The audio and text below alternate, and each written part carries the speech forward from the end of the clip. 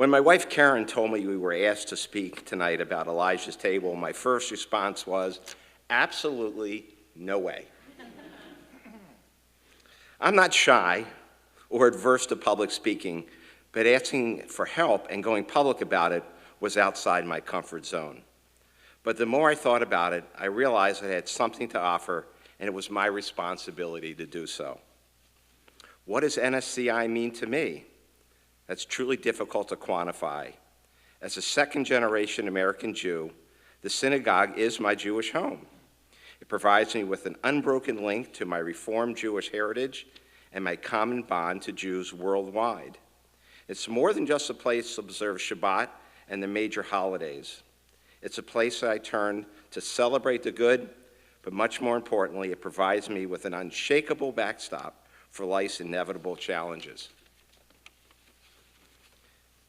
This synagogue provided a good Jewish education for our children. It prepared them for bar and bat mitzvah. It launched them on their Jewish journeys.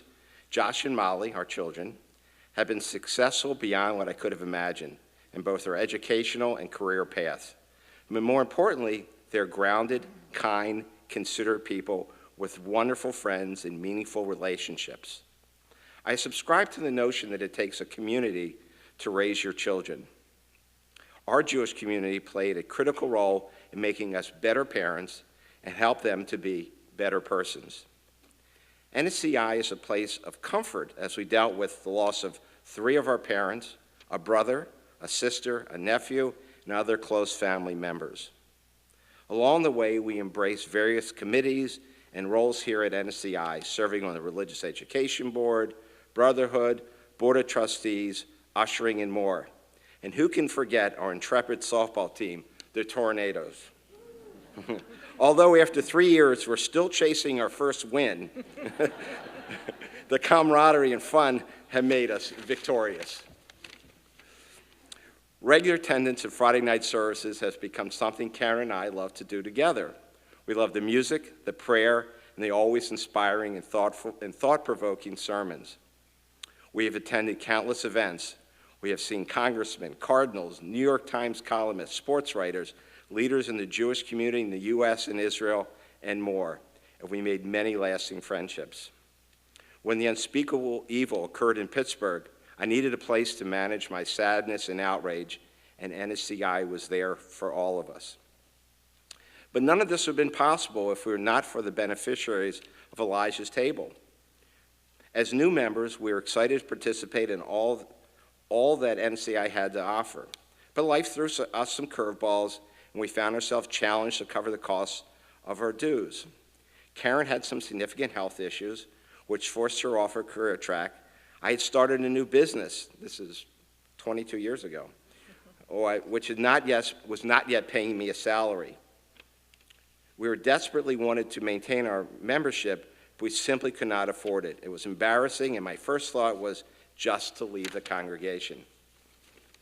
Fortunately, I heard from someone that NSCI would never turn anyone away because of financial need, and dues relief meant we could maintain our membership. What a relief. It's hard to imagine all that my family would have missed if we had left NSCI. It would have been a profound change in our lives, but thankfully that never had to happen. Today, over 30% of current members are in some type of dues relief. I urge you to contribute to Elijah's Table and NSCI's fund to supplement dues for those who cannot pay some or all of the fees. Your contribution can keep those who need to stay connected to their Jewish past and future.